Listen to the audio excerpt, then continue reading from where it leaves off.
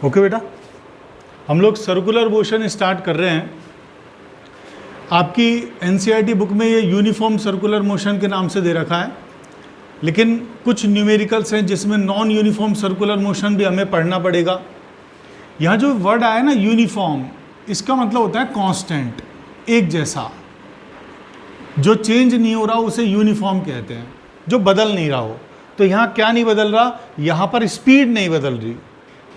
जो ये वर्ड आया है यूनिफॉर्म, ये स्पीड के लिए आया है। ऐसा सर्कुलर मोशन जो कांस्टेंट स्पीड से होता है उसे यूनिफॉर्म सर्कुलर मोशन कहते हैं, और ऐसा सर्कुलर मोशन जो चेंजेबल स्पीड से होता है उसे नॉन यूनिफॉर्म सर्कुलर मोशन कहते हैं। तो हमने एक सर्कल बना लिया, ये आर रेडियस का सर्कल बनाया है।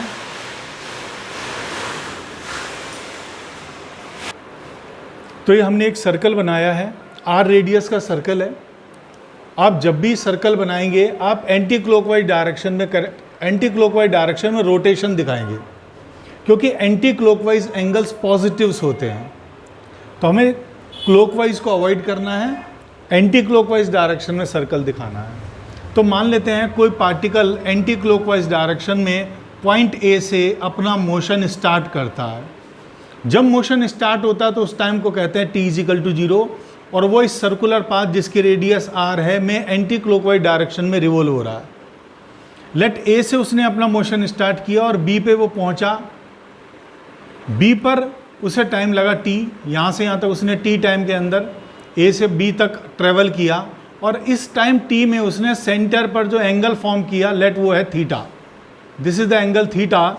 इसे कहते हैं angle subtended by the particle in t interval of time at center. This is known as angle subtended by the particle in t interval of time at center. और इसे angular displacement भी कहा जाता है, शॉर्ट में angle, otherwise angular displacement. अब देखिए, particle A से बी तक स्ट्रेट लाइन में नहीं चल रहा, ये सर्कुलर मोशन है, ये पाथ है उसका। हमें मालूम है पाथ के किसी भी पॉइंट पे जब हम टेंजेंट ड्रॉ करते हैं तो वो टेंजेंट हमें उस पर्टिकुलर पॉइंट पर वेलोसिटी की डायरेक्शन बताता है। तो यहाँ पर वेलोसिटी हो गई इस डायरेक्शन में, लेट मैंने इसे v1 कह दिया। यहाँ पर मुझे वेलोसिटी की डायरेक्शन चाहिए तो यहाँ वेलोसिटी इधर आ जाएगी, ये टेंजेंट अलग डायरेक्शन में आएगा क्योंकि यहाँ टेंजेंट अलग डायरेक्शन है, ये टेंजेंट अलग डायरेक्शन है। तो इनके सेम सिंबल नहीं ले सकते, एक को v1 लेना पड़ेगा तो दूसरे को v2 लेना पड़ेगा। v नहीं हो सकते, क्योंकि अगर v मैंने यहाँ ले लिया और यहाँ भी v ले रहा हूँ, मतलब ये दोनों वैल्यू और डायरेक्शन में सेम है, लेकिन ये डायरेक्शन में कभी भी सेम नहीं है, इसलिए इनके सेम सिंबल कभी नहीं लेंगे। अब देखिए, यहाँ से यहाँ तक a से b तक जो मोशन हो रहा है वो 1D नहीं है, 1 डायमेंशनल नहीं है, ये सर्कुलर ट्रैक है। और सर्कल किस में बनता है? बोर्ड में, या आपकी नोटबुक में। और आपकी नोटबुक कैसी है? एक पेज की तरह है। नोटबुक का मतलब आप पेज पे डिज़ाइन कर रहे हैं, पेज का मतलब एक प्लेन है, और प्लेन में जो मोशन होता है उसे कहते हैं 2 डायमेंशनल मोशन। 2 डायमेंशनल मोशन में कुछ भी क्वांटिटी, कोई भी वेक्टर क्वांटिटी हमें सॉल्व करनी है तो सबसे अच्छा रूल है, आप x डायरेक्शन में अलग से कैलकुलेट कर लीजिए, y में अलग से कैलकुलेट कर लीजिए, और फिर उनका वेक्टर एडिशन करके नेट निकाल लीजिए, जो भी हमें फाइंड करना है। अब देखिए, ये वेलोसिटी है v1, this is the velocity v1। यहाँ पर वेलोसिटी v1 है तो यहाँ वेलोसिटी v2 है, क्योंकि वेलोसिटी में 2 चीज़ें होती हैं, एक स्पीड और दूसरी डायरेक्शन। मे बी की स्पीड कांस्टेंट हो, यूनिफॉर्म सर्कुलर मोशन है तो स्पीड कांस्टेंट होगी, यहाँ भी v, यहाँ भी v, लेकिन डायरेक्शन तो चेंज हो ही रही है। अब डायरेक्शन चेंज होने से वेलोसिटी चेंज हो रही है, क्योंकि वेलोसिटी 2 चीज़ पे डिपेंड करती है, स्पीड और डायरेक्शन। हो सकता है स्पीड कांस्टेंट हो सकता है स्पीड कांस्टेंट नहीं हो, लेकिन डायरेक्शन तो चेंज हो रही है, इट मीन्स वेलोसिटी चेंज हो रही है। और वेलोसिटी के चेंज को कहते हैं एक्सेलरेशन। इट मीन्स 100% इस पर एक्सेलेरेशन लगेगा, और एक्सेलेरेशन को मास से मल्टीप्लाई करने पर आता है फोर्स, इसका मतलब फोर्स लगेगा। तो श्योरली इस पर एक्सेलेरेशन भी लग रहा है और फोर्स भी लग रहा है। अगर मुझे एक्सेलेरेशन कैलकुलेट करना है तो मेरे पास में क्या रूल है? अगर मुझे नेट एक्सेलेरेशन कैलकुलेट करना है कि ए पॉइंट पर कितना है या बी पॉइंट पर कितना है या एवरेज कितना है, कुछ भी कैलकुलेट करना है, तो मुझे x डायरेक्शन में अलग से कैलकुलेट करना पड़ेगा, y डायरेक्शन में अलग से कैलकुलेट करना पड़ेगा, फिर इनका वेक्टर एडिशन करके नेट एक्सेलेरेशन निकालना पड़ेगा। This is the best rule. अब देखिए एक्सेलेरेशन की डेफिनेशन होती है change in velocity by change in time.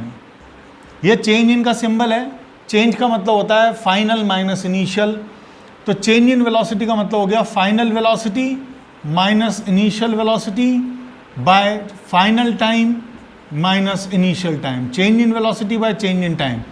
अब मुझे x डायरेक्शन में अगर कैलकुलेट करना है तो एक्सेलेरेशन अलोंग x डायरेक्शन हो जाएगा change in velocity along x direction, that means final velocity along x direction minus initial velocity along x direction. Similarly अगर मुझे एक्सेलेरेशन y डायरेक्शन में चाहिए तो change in velocity along y direction by change in time means final velocity along y direction minus initial velocity along y direction by final time minus initial time. तो acceleration x में हम इस तरह से calculate कर सकते हैं, y में इस तरह से कैलकुलेट कर सकते हैं। फाइनल वेलोसिटी का x कंपोनेंट, इसे कहेंगे final velocity along x direction, मतलब फाइनल वेलोसिटी का x कंपोनेंट। तो अब हमें ये देखना है कि फाइनल वेलोसिटी का x कंपोनेंट हम कैसे कैलकुलेट कर सकते हैं। अब देखिए फाइनल वेलोसिटी इस तरफ है, this is the final velocity, ये एंगल थीटा है। तो मैंने अपनी तरफ से यहाँ पर x और y दो परपेंडिकुलर डायरेक्शंस ले ली। अब ये आप पे डिपेंड करता है, आप इसे x कहिए, इसे x कहिए। तो मैं फ़िलहाल इसे x ले रहा हूँ, इसे y डायरेक्शन कह रहा हूँ। तो कोई भी दो डायरेक्शन आप ले सकते हैं। यहाँ पर ये x है और x के पैरेलल कभी भी आप लेंगे तो वो x ही होगा, और y के पैरेलल कभी भी आप लेंगे तो वो y होगा, क्योंकि ईस्ट डायरेक्शन के पैरेलल ईस्ट होता है, y डायरेक्शन के पैरेलल y होगा। ये कंसेप्ट है हमारा। तो ये एंगल थीटा है, ये z फॉर्म हो रहा है, तो ये एंगल थीटा है तो ये एंगल भी थीटा होगा। ऑल्टरनेटिंग इंटीरियर एंगल है, z फॉर्म हो रहा है तो ये ऑल्टरनेटिंग इंटीरियर एंगल है। ये टेंजेंट डायरेक्शन है। 10th में हमने एक थ्योरम पढ़ी थी कि टेंजेंट डायरेक्शन और रेडियस के बीच में एंगल हमेशा 90 डिग्री होता है। ये एक थ्योरम थी कि अगर आपके सर्कल में किसी भी पॉइंट पर आप टेंजेंट ड्रॉन करें और उसे सेंटर से मिला दें, मतलब रेडियस हो गई है, तो रेडियस और टेंजेंट के बीच में हमेशा एंगल 90 होता है। तो ये टेंजेंट डायरेक्शन है और ये रेडियस है, इनके बीच में टोटल एंगल 90 हो गया। उस 90 में से थीटा को माइनस करेंगे तो ये एंगल आ गया हमारा 90 माइनस थीटा। ये एंगल 90 माइनस थीटा हो गया। अब देखिए x डायरेक्शन का y डायरेक्शन के साथ टोटल एंगल 90 होता है। उस 90 में से हमने 90 माइनस थीटा को माइनस कर दिया। उस 90 में से हमने 90 माइनस थीटा को माइनस किया। 90 minus 90 0 minus into minus plus theta, तो ये एंगल हमारा आ गया थीटा। अब हम इस वेलोसिटी को रिजॉल्व करेंगे, मतलब इसके दो परपेंडिकुलर कंपोनेंट्स लेंगे। तो वेलोसिटी का इस डायरेक्शन में कंपोनेंट आ जाएगा y डायरेक्शन में v2 cos थीटा, और इस वेलोसिटी का इधर डायरेक्शन में कंपोनेंट आ जाएगा v2 sin थीटा। अगर आप cos की फॉर्म में लेते हैं तो ऐसा भी लिख सकते हैं, ये v2 cos थीटा आएगा, ये v2 cos 90 माइनस थीटा आएगा, और cos 90 माइनस थीटा को हमें sin थीटा बोलना पड़ेगा। तो अल्टीमेटली आपने इसको रिजॉल्व कर लिया। रिजॉल्व करने का मतलब है इसके दो परपेंडिकुलर कंपोनेंट्स ले लिए। तो फाइनल वेलोसिटी का y कंपोनेंट हमारे पास v2 cos थीटा आ गया, मतलब ये हमारे पास में आ गया v2 cos थीटा, और फाइनल वेलोसिटी का x कंपोनेंट हमारे पास आ गया v2 sin थीटा।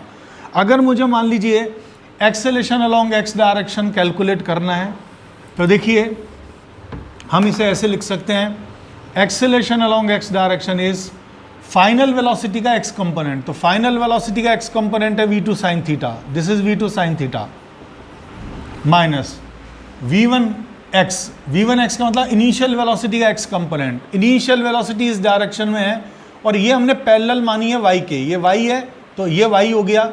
इसका मतलब इनिशियली v1 कौन सी डायरेक्शन में है, y डायरेक्शन में, और किसी भी वेक्टर क्वांटिटी का उसके 90 डिग्री पे कोई इफेक्ट नहीं होता। मतलब इनिशियली अगर मैं v1 का x डायरेक्शन में कंपोनेंट लूँगा तो आएगा 0, क्योंकि हमें मालूम है किसी भी वेक्टर का, जैसे v1 है, मुझे इसका x डायरेक्शन में कंपोनेंट चाहिए और x डायरेक्शन के साथ ये एंगल बना रहा है 90, तो कंपोनेंट होगा v1 cos 90, और cos 90 होता है 0। इसका मतलब इस v1 का इस डायरेक्शन में कोई कंपोनेंट नहीं होगा, 0 कंपोनेंट होगा। तो इनिशियल वेलोसिटी का x कंपोनेंट आ गया 0 divided by final time. Final time मतलब फाइनल वेलोसिटी किस टाइम पर है, फाइनल वेलोसिटी t टाइम पर है, तो फाइनल टाइम हमारा t है, माइनस इनिशियल टाइम, इनिशियल मतलब ये ए पॉइंट पर टाइम है 0, तो t1 की जगह हमने 0 रख दिया। ये आपने x कैलकुलेट किया। इसी तरह से आप ay कैलकुलेट कर सकते हैं। ay अगर मुझे कैलकुलेट करना है तो ay हमारा आ जाएगा फाइनल वेलोसिटी का y कंपोनेंट। तो फाइनल वेलोसिटी का y कंपोनेंट है v2 cos थीटा, मैंने इसे लिख दिया v2 cos theta minus sine. Initial velocity का y कंपोनेंट, इनिशियल वेलोसिटी पहले से ही y डायरेक्शन में है, ये ऑलरेडी y डायरेक्शन ही है, तो इसका y डायरेक्शन में फुल कंपोनेंट होगा, मतलब ये वैल्यू हो जाएगी v1, क्योंकि ऑलरेडी y डायरेक्शन में है v1, तो इसका y कंपोनेंट v1 आ जाएगा, final time t minus initial time 0। इस तरह से आपने x और y दोनों डायरेक्शन में सेपरेटली आपने एक्सेलेरेशन कैलकुलेट कर लिया। आपसे कुछ भी कैलकुलेट करने के लिए बोला हो तो ये तो एटलीस्ट आपको कैलकुलेट करना ही करना है। और ये किस बिहाफ पे कैलकुलेट किया कि यहाँ ये सर्कुलर मोशन हो सकता है कांस्टेंट स्पीड से परफॉर्म हो रहा हो या नॉन कांस्टेंट स्पीड से परफॉर्म हो रहा हो, लेकिन डायरेक्शन चेंज हो रही है और वेलोसिटी में स्पीड और डायरेक्शन दोनों आती है। डायरेक्शन चेंज होने का मतलब वेलोसिटी चेंज हो रही है, और चेंज इन वेलोसिटी को हम एक्सेलेरेशन कहते हैं, क्योंकि टाइम तो चेंज होगा ही होगा। हमें चेक करना है एक्सेलेरेशन के लिए कि वेलोसिटी अगर चेंज हो रही है तो श्योर एक्सेलेरेशन चेंज हो रहा है। और यहाँ पर वेलोसिटी देखिए अलग अलग है दोनों डायरेक्शंस में, इसका मतलब वेलोसिटी का चेंज होना लाजमी है, और वेलोसिटी चेंज हो रही है तो एक्सेलेरेशन चेंज हो रहा है। तो आपने एक्स डायरेक्शन में सेपरेटली एक्सेलेरेशन कैलकुलेट किया, वाई डायरेक्शन में आपने इंडिविजुअली अलग से एक्सेलेरेशन कैलकुलेट किया। अब बाद में इसे मिक्स करेंगे। तो देखिए आपने x डायरेक्शन में एक्सेलेरेशन अलग से कैलकुलेट कर लिया, y डायरेक्शन में एक्सेलेरेशन अलग से कैलकुलेट किया। ये पॉइंट A है, ये पॉइंट B है। सपोज मुझे A पॉइंट पर एक्सेलेरेशन फाइंड करना है कि जब पार्टिकल A पॉइंट पर है तो उस पर एक्सेलेरेशन किधर लग रहा है, क्योंकि हमें मालूम है कि A से जरा सा ही आगे गया, बिल्कुल जस्ट पॉइंट जरा सा ही इसने चेंज किया अपनी पोजीशन, वेलोसिटी की डायरेक्शन चेंज हो रही है। हर मूवमेंट पे वेलोसिटी चेंज हो रही है, इसका मतलब हम इस पर इंस्टेंटेनियस एक्सेलेरेशन भी फाइंड कर सकते हैं। तो अगर हमें इंस्टेंटेनियस एक्सेलेरेशन चाहिए तो भी हमें क्या करना पड़ेगा, एवरेज एक्सेलेरेशन कैलकुलेट करना पड़ेगा, और एवरेज एक्सेलेरेशन हमें delta T times tends to 0 के लिए मतलब हमें छोटे टाइम इंटरवल, अभी यहाँ से यहाँ तक बहुत बड़ा टाइम इंटरवल है, ये पॉइंट्स काफ़ी दूर हैं, एक बड़ा टाइम इंटरवल है। अगर मैं टाइम इंटरवल को छोटा करता जाऊँ, यहाँ पर इसको छोटा किया, बी पॉइंट पास आ गया एक ए, और छोटा टाइम इंटरवल किया बी और के एकदम पास आ गया, और बहुत ही छोटा टाइम इंटरवल हो जाएगा तो ए और बी बिल्कुल एकदम क्लोज हो जाएंगे, they are very nearest point to each other. तो अगर मुझे इंस्टेंटेनियस कैलकुलेट करना है तो मैंने पहले एवरेज कैलकुलेट किया, तो ये दोनों एवरेज एक्सेलेरेशंस हैं एक्स और वाई में, और मुझे इंस्टेंटेनियस के अगर लिए कैलकुलेट करना है तो मुझे टाइम इंटरवल छोटा करना पड़ेगा। इसका मतलब ए से बी पॉइंट को बहुत पास लाना पड़ेगा, लाइक दिस, ए और बी बिल्कुल पास आ गए। ए पे टाइम t इक्वल टू 0 है तो बी पे टाइम हो गया dt। ए से बी पहुंचने में बहुत छोटा टाइम इंटरवल लगेगा, और छोटे टाइम इंटरवल को हम dt से डिनोट करते हैं। तो ये जो टाइम इंटरवल है ये हमें छोटा रखना पड़ेगा दोनों। तो अगर मैं x डायरेक्शन के अंदर कैलकुलेट करूँ एक्सेलेरेशन, इंस्टेंटेनियस एक्सेलेरेशन, इंस्टेंटेनियस मतलब ए पॉइंट पर, जस्ट ए पॉइंट पर, ए से बी के लिए नहीं, जस्ट ए पॉइंट पर। तो इंस्टेंटेनियस एक्सेलेरेशन एवरेज एक्सेलेरेशन होता है, हमें बस टाइम इंटरवल छोटा करना है। तो इन दोनों में हमें टाइम इंटरवल छोटे की कंडीशन लगानी है। और एक चीज़ और, जब टाइम इंटरवल छोटा होगा तो जो एंगल फॉर्म होगा छोटे टाइम इंटरवल में ये भी बहुत छोटा होगा। उसे चाहे आप थीटा लिखिए चाहे डी थीटा, वैसे आपको डी थीटा लिखना चाहिए, लेकिन अगर थीटा भी लिखते हैं तो हमारे दिमाग में क्लियर होना चाहिए कि थीटा बहुत छोटा है। अब देखिए ax को मैं लिखूँगा v2, ये वैल्यू एज इट इज़ लिख दी v2, छोटे टाइम इंटरवल के लिए साइन थीटा, साइन थीटा को हम लिखेंगे थीटा। क्यों, किस बिहाफ पे, एक हमारे पास में आइडेंटिटी होती है या ये सीरीज एक्सपेंशन फार्मूला है, साइन थीटा को सीरीज फॉर्म में कैसे लिखते हैं।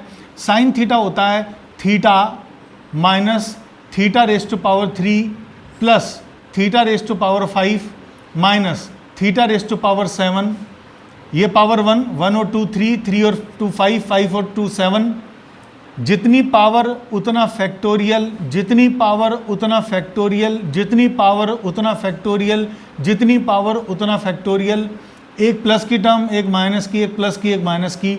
This is known as series expansion formula. जैसे हमने अर्थमेटिक प्रोग्रेशन पढ़ा है 1 + 2 + 3 + 4 + 5, इस तरह की सीरीज चलती है, इसी तरह से साइन थीटा भी सीरीज फॉर्म में इस तरह से लिखा जाता है। इस फैक्टोरियल का मतलब होता है इसे तब तक मल्टीप्लाई करिए जब तक 1 नहीं आ जाए। जैसे फैक्टोरियल 3 का मतलब होता है 3 × 2 × 1। फैक्टोरियल 5 का मतलब होता है 5 × 4 × 3 × 2 × 1। फैक्टोरियल 7 का मतलब 7 × 6 × 5 × 4 × 3 × 2 × 1। लेकिन फिजिक्स में हमें यह सीरीज याद रखने की ज़रूरत नहीं है। फिजिक्स में केवल इतना सा याद रखना है कि अगर थीटा बहुत छोटा है, बहुत छोटा एंगल है थीटा, तो थीटा की हाई पावर्स को नेग्लेजिबल मान के छोड़ा जा सकता है। क्योंकि थीटा ही नेग्लेजिबल है तो थीटा की हाई पावर तो और भी ज़्यादा नेग्लेजिबल होगी। तो इन हाई पावर्स को हमने नेग्लेजिबल मान के छोड़ दिया, इन्हें छोड़ दिया, तो साइन थीटा हमारा थीटा के इक्वल आ गया। हमें इतना सा पता होना चाहिए। और कॉस थीटा की जो सीरीज स्टार्ट होती है वो होती है थीटा की पावर 0 से। ये होती है थीटा की पावर 0 माइनस थीटा की पावर 2 प्लस थीटा की पावर 4। 2 का गैप होता है 0 2 4।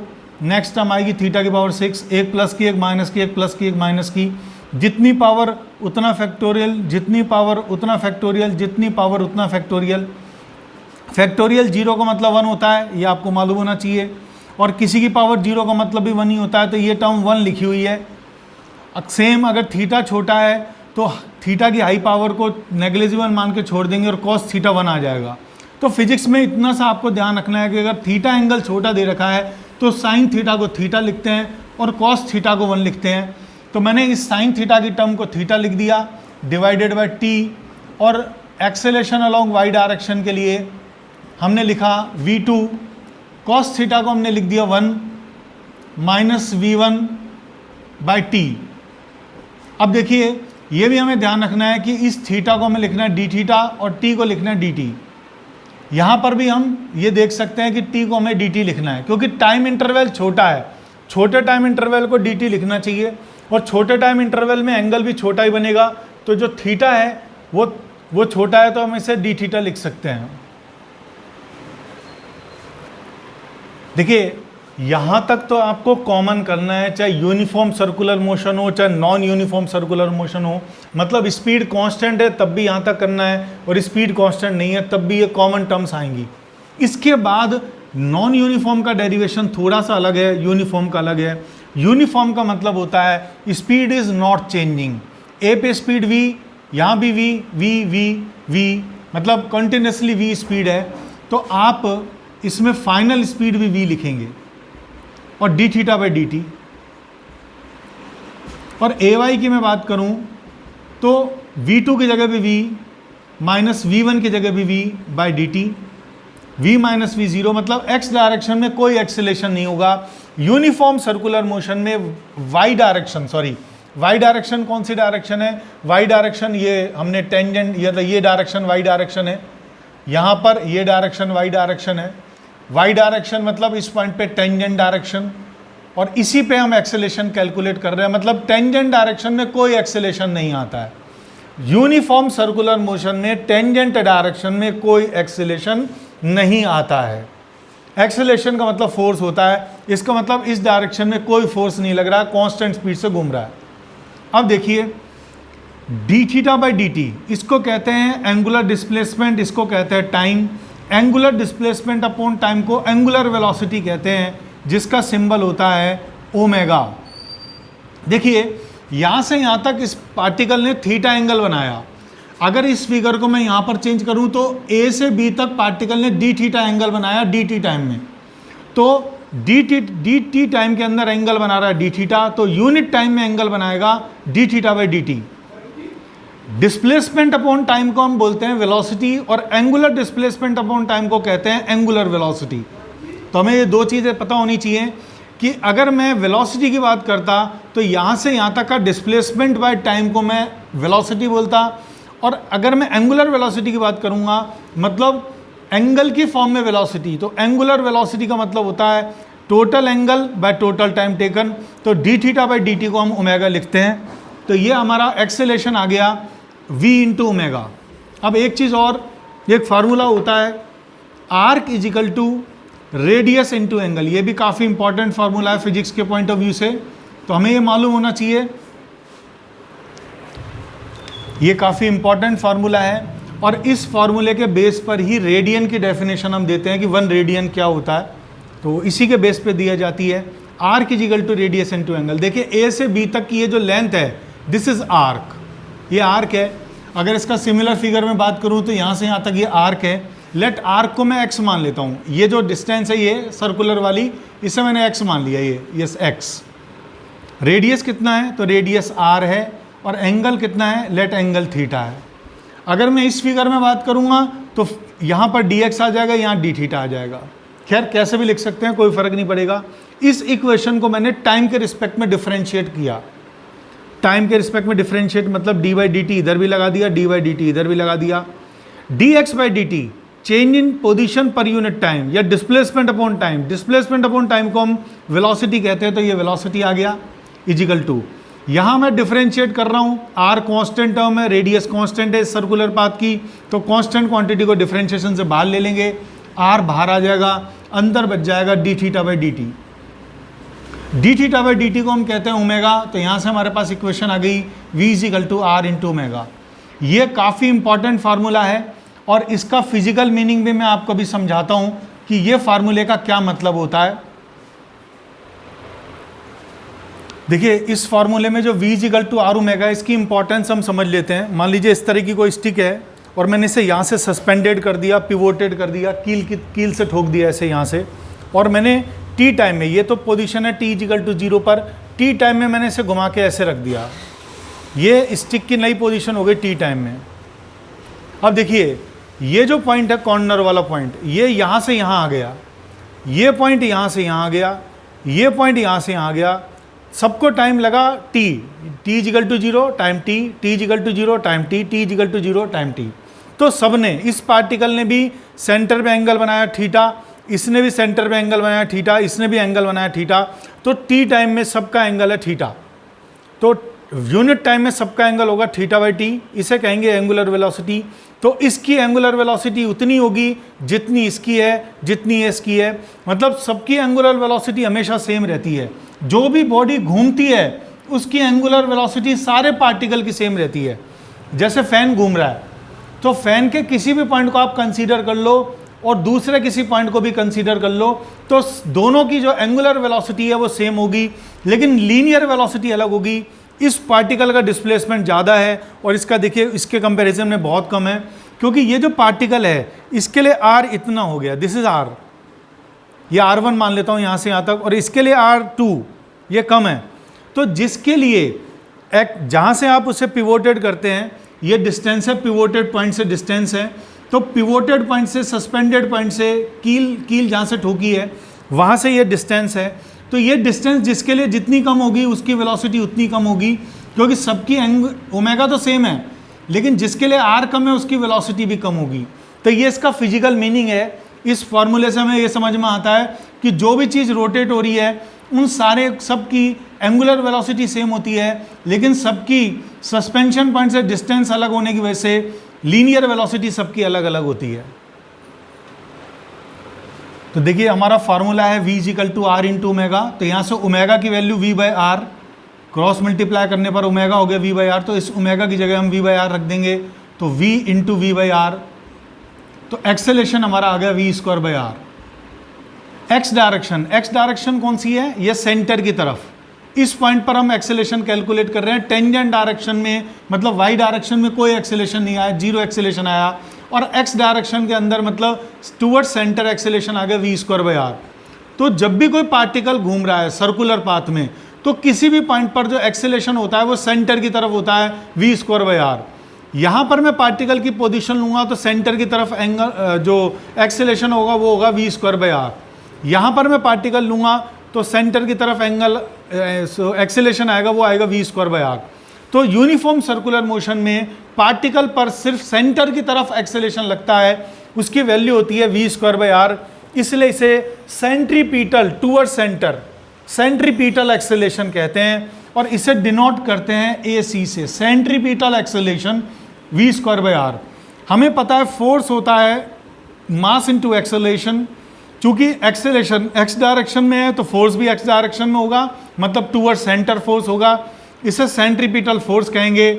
एक्सेलरेशन हमारा वी स्क्वायर बाय आर है, इसको मास से मल्टीप्लाई कर दिया तो एक्सेलरेशन को मास से मल्टीप्लाई किया तो फोर्स आ गया M V square by R, जिसे सेंट्रीपिटल फोर्स कहते हैं। कोई भी पार्टिकल जब